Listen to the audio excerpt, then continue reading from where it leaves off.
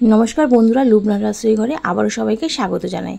आज के आमी आपनादेर संगे जे रेसिपिटा शेयर करछि सेटा बाच्चा थेके बड़ो सबारই खूब पछंद होबे यदि एई रकम पद्धतिते एई रान्नाटा तैरी करे नेওয়া যায়। तो चलुन देखे निই आजकेर आमार रेसिपि चिकेन चिज पास्ता आमी किभाबे तैरी करेछि सेटाई आपनादेर संगे शेयर करब।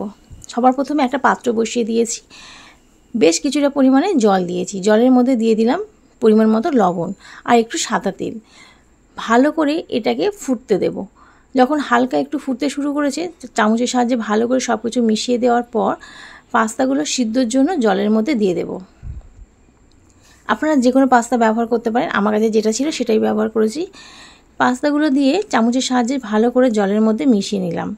যতক্ষণ পাস্তাটা সিদ্ধ হচ্ছে আমি যেহেতু এখানে চিকেন চিজ পাস্তা করব সেজন্য চিকেনের ম্যারিনেশনটা অবশ্যই করে নেব আগে। এখানে 200 গ্রাম বোনলেস চিকেন নিয়েছি, তার মধ্যে দিয়ে দিলাম 1 চামচ আদা রসুন বাটা, পরিমাণ মতো লবণ, হাফ চামচ গোলমরিচের গুঁড়ো, রেগুলার মানে লঙ্কার গুঁড়োটা দিলাম হাফ চামচেরও কম, আর দিয়ে দিলাম সামান্য হলুদ গুঁড়ো। এখানে আপনাদের হলুদ গুঁড়োটা স্কিপও করতে পারেন, তার পরিবর্তে এখানে সয়া সস ব্যবহার করতে পারেন আর টমেটো সসও ব্যবহার করতে পারেন। আমি সব রকম মশলা দিয়ে ভালো করে এটাকে মাখিয়ে কিছুক্ষণের জন্য রেখে দেবো যাতে চিকেনটা নরম হয়ে আসে আর চিকেনের মধ্যে মশলাগুলো ভালো মতো ঢুকে যায়। এদিকে দেখুন এখনও পাস্তাটা সিদ্ধ হতে বাকি আছে, আর যতক্ষণ পাস্তাটা সিদ্ধ হচ্ছে আমি এখানে পাস্তার গ্রেভিটা তৈরি করে নিই। অন্য একটা কড়াই বসিয়ে দিয়েছি, কড়াইটা ভালো মতো গরম করে নেওয়ার পর দিয়ে দিলাম 2 চামচ সাদা তেল আর দিয়ে দিলাম বাটার কিছুটা পরিমাণে। তেল আর বাটার দিয়ে যদি এই চিকেন চিজ পাস্তাটা করা যায় তাহলে পাস্তার স্বাদটা দ্বিগুণ পরিমাণে বেড়ে যায়। এবার তাতে দিয়ে দিলাম 2-3টে রসুনকে আমি ছোট করে একদম মিহি করে কুচিয়ে নিয়েছি সেটা দিয়ে দিলাম, আর দিয়ে দিলাম হাফ ইঞ্চি আদাকেও একদম মিহি করে কুচিয়ে নিয়েছি সেটা দিয়ে দিলাম। রসুন আর আদাটা বাটার আর তেলের মধ্যে ভালো করে একটু 2-1 মিনিট ভাজা করে নেব লো ফ্লেমে। যখন খুব মিষ্টি গন্ধ ছেড়ে দিয়েছে তখন তার মধ্যে দিয়ে দেবো একটা ছোট সাইজের পেঁয়াজ যেটাকে আমি কুচি করে নিয়েছি। পেঁয়াজটাকে দিয়ে ভালো করে সব কিছুর সাথে ভালো করে মিশিয়ে নেব। যতক্ষণ এখানে পেঁয়াজটা ভাজা হচ্ছে আমি পাস্তাটা দেখিয়ে নিচ্ছি। দেখুন পাস্তাটা একদম সিদ্ধ হয়ে গেছে। এবার আমি পাস্তাগুলোকে জল ঝরিয়ে নেব, আর যাতে পাস্তাটা এখন খুব গরম আছে যাতে ওভারকুক না হয়ে যায় তার জন্য ঠান্ডা জল দিয়ে অবশ্যই ভালো করে ধুয়ে জল ঝরানোর জন্য রেখে দিতে হবে। এদিকে দেখুন পেঁয়াজটা ভাজা হয়ে এসে পেঁয়াজের মধ্যে একটা কালার ধরতে শুরু করে দিয়েছে, তখন তার মধ্যে দিয়ে দিতে হবে ম্যারিনেশন করে রাখা চিকেনগুলোকে দিয়ে পেঁয়াজের মধ্যে ভালো করে মিডিয়াম ফ্লেমে এটাকে কষিয়ে নিতে হবে। আর এখানে রান্নাটা করার জন্য কোনো রকম জলের ব্যবহার করব না। ভালো করে 2-1 মিনিট নাড়াচাড়া করে নিয়ে ঢাকনা চাপা দিয়ে এটা 2-3 মিনিট রাখলেই চিকেন থেকে প্রচুর পরিমাণে জল বেরোবে। যেহেতু এখানে বোনলেস চিকেন সেই জন্য এই জলের মধ্যেই চিকেনটা খুব তাড়াতাড়ি সিদ্ধ হয়ে যাবে। ঢাকনাটা খুলে আবারও 2-1 মিনিট মিডিয়াম টু লো ফ্লেমে এটাকে কষিয়ে নিচ্ছি। 2-1 মিনিট কষিয়ে নেওয়ার পর এখানে দিয়ে দিলাম পরিমাণ মতো কাঁচা লঙ্কা, মানে আমি এখানে 2টো কাঁচা লঙ্কাকে ছোট করে কেটে নিয়েছি আর একটা ছোট সাইজের টমেটোকেও কুচি করে কেটে নিয়েছি। 2-1 মিনিট নাড়াচাড়া করে নিয়েছি, তারপর তাতে দিয়ে দিলাম লবণ আর হাফ চামচ গোলমরিচের গুঁড়ো।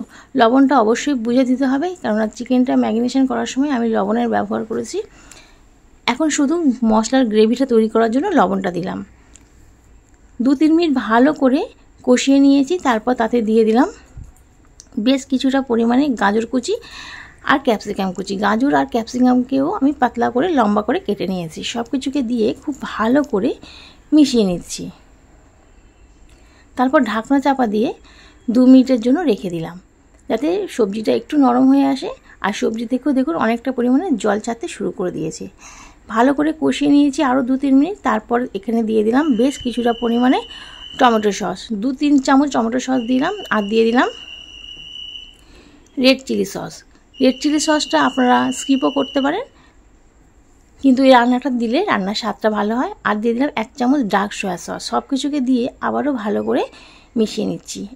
যেহেতু আমি এখানে ড্রাই পাস্তা তৈরি করছি সেজন্য আমি জলের ব্যবহারটা করলাম না। আপনারা যদি গ্রেভি পাস্তা তৈরি করেন তাহলে সমস্ত সসগুলো বাটির মধ্যে সামান্য পরিমাণে জল দিয়ে গুলিয়ে তারপরে মানে সবজির মধ্যে দিয়ে দেবেন।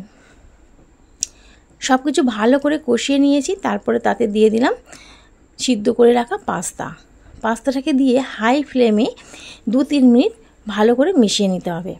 রান্নাটা আমার তৈরি হতে আর বেশি বাকি নেই। তো আপনাদের রেসিপিটা কেমন লাগছে অবশ্যই কমেন্টে জানাবেন। ভালো লাগলে প্রত্যেকবারের মতো চ্যানেলটাকে সাবস্ক্রাইব করবেন, পাশে থাকা বেল আইকনটি প্রেস করবেন, লাইক কমেন্ট এবং শেয়ার করবেন, যাতে রান্নার নিত্য নতুন রেসিপি নোটিফিকেশান সবার আগে আপনাদের কাছে পৌঁছে যায়। সব কিছু মাখিয়ে নেওয়ার পর এবারে উপর থেকে দিয়ে দিলাম আরও 1 চামচ অরিগ্যানো। অরিগ্যানোটা দিলে যেহেতু এটা চাইনিজ রান্না, তো খাবারের স্বাদটা খুবই ভালো আসে। অরিগ্যানোটাকে দিয়ে আবারও একটু মিশিয়ে নিলাম। এটা বাচ্চাদের সকালের টিফিনে বা অফিসের টিফিনে মানে লাঞ্চ বক্সেও দেওয়া যেতে পারে, বা সন্ধ্যাবেলা জলখাবার হিসেবেও রাখলেও মন্দ হবে না। উপর থেকে আমি এবার দিয়ে দিচ্ছি চিজ। আমার কাছে যে চিজটা ছিল আমি সেটাই দিচ্ছি। আপনাদের কাছে যে চিজটা থাকবে অবশ্যই আপনারা সেটা দেবেন। সমস্ত চিজগুলোকে ছোট করে কেটে দিয়ে দিলাম। আবারও একটা দিয়ে দিচ্ছি একটু সামান্য পরিমাণে বাটারের কিউব। ঢাকনা চাপা দিয়ে গ্যাসের ফ্লেমটাকে বন্ধ করে 2-3 মিনিট রেখে দেওয়ার পর আমি ঢাকনাটা খুলে দেখাচ্ছি। দেখুন দেখতে কতটা সুন্দর হয়েছে, চিজগুলো পুরো মেল্ট হয়ে গেছে। এবার আমি এটা গরম গরম পরিবেশন করছি। অবশ্যই আপনারা বাড়িতে সবার সাথে এরকম পদ্ধতিতে তৈরি করে দেখে নিতে পারেন যে এই রান্নাটা খেতে কতটা ভালো হয়েছে। আজকে তাহলে এই পর্যন্ত। আমি আবারও হাজির হয়ে যাব অন্য কোনো দিন অন্য কোনো রেসিপি নিয়ে। ভিডিওটি দেখার জন্য অসংখ্য ধন্যবাদ। ভালো থাকবেন, সুস্থ থাকবেন।